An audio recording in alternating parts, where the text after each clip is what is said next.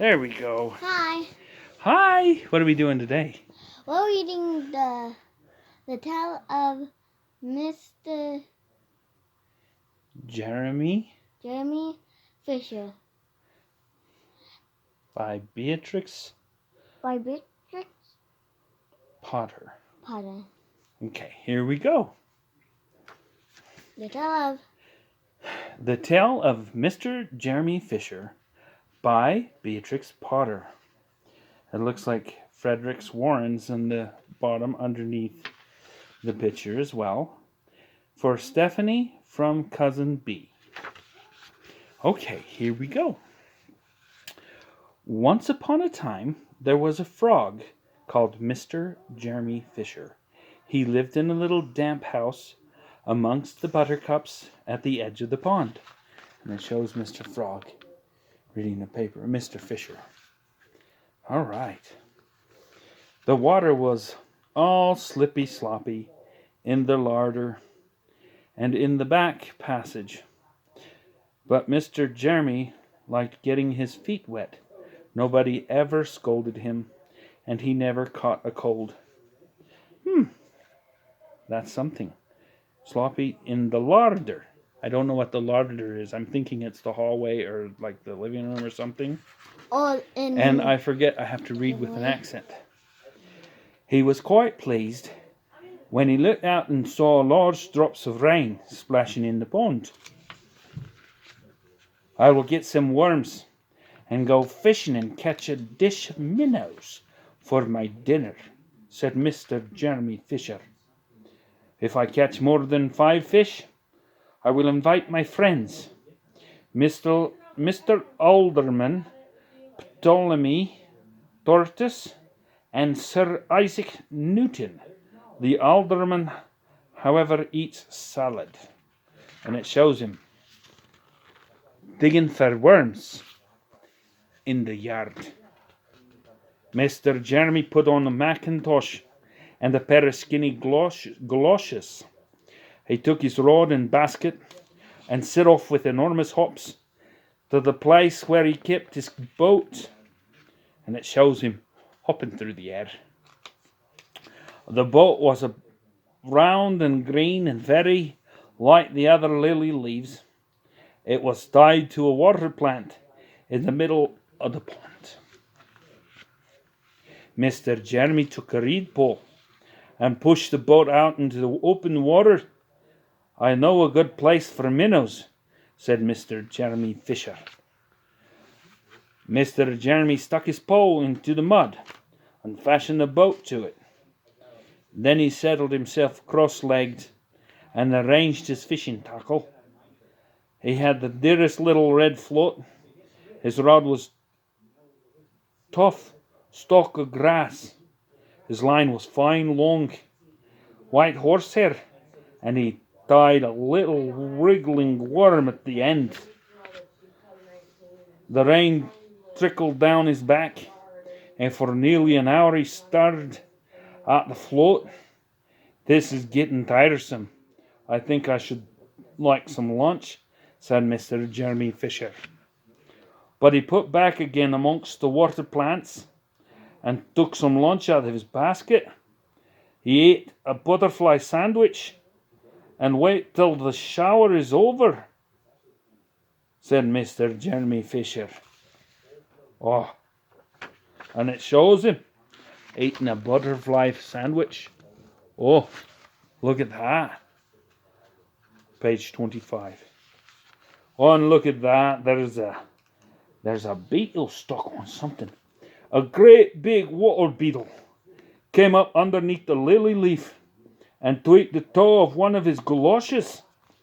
Mr. Jeremy crossed his legs up shorter, out of reach, and went on eating his sandwich. Once or twice something moved about with a rustle and a splash amongst the rushes at the side of the pond. I trust that is not a rat, said Mr. Jeremy Fisher. I think I had better get away from here.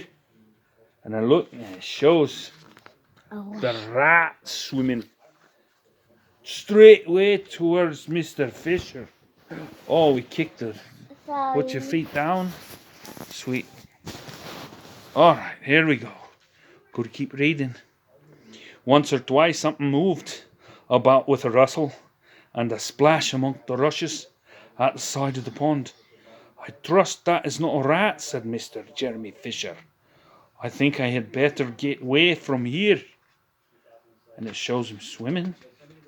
Mr. Jeremy shoved the boat out again a little way and dropped it in the bait. There was a bite almost directly.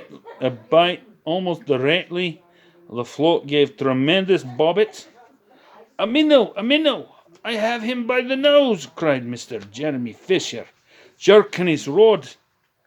Oh, but what a horrible surprise!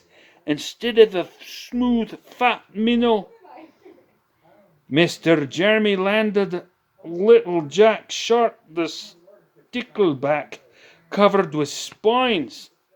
Ah, little Jack Shark. Sharp. I misread. And it shows him poking his head. Oh, look at that. That's pretty good. Then, the stickleback floundered about the boat, bricking and snapping until he was quite out of breath. Then he jumped back in the water. Wow, he's got spikes right in the middle of his back. You see that? Well, that's not very fun. Nobody wants that. And a shoal of other little fishes put their heads out and laughed at Mr. Jeremy Fisher. And it shows all the fishes popping out of the water and they're laughing. And while Mr. Jeremy sat disconsolately on the edge of his boat, sucking his sore fingers, and he peered down into the water, a much worse thing happened. A really frightful thing it would have been if Mr. Jeremy had not been wearing a Macintosh. What? Macintosh. What is a Macintosh? I don't know what a Macintosh It's a is. jacket. It's a jacket. She says it's a jacket. A great big enormous trout came up kerflop with a splash, and it seized Mr. Jeremy with a snap. Ow, ow, ow! And then it turned and dived down to the bottom of the pond. Oh no! And you see Mr. Jeremy poking out mouth right there. Oh, the fish. That's not good. Oh, had you sneeze? Bless you. But the trout was so displeased with the taste of the Macintosh that in less than half a minute it spat him out again. And the only thing it swallowed was Mr. Jeremy's galoshes. Ah, Mr. Jeremy bounced back up to the surface of the water like a cork and the bubbles out of a soda with water bottle. And he swam with all his might to the edge of the pond. And it shows him swimming up to the lily pad. He scrambled out on the first bank he came to, and he hopped home across the meadow with his Macintosh all in tatters. What a mercy! That was not a pike, said Mr. Jeremy Fisher. I have lost my rod and basket, but it does not much matter, for I am sure I should never have dared to go fishing again. Oh! He put some sticking plaster on his fingers, and his friends both came to dinner.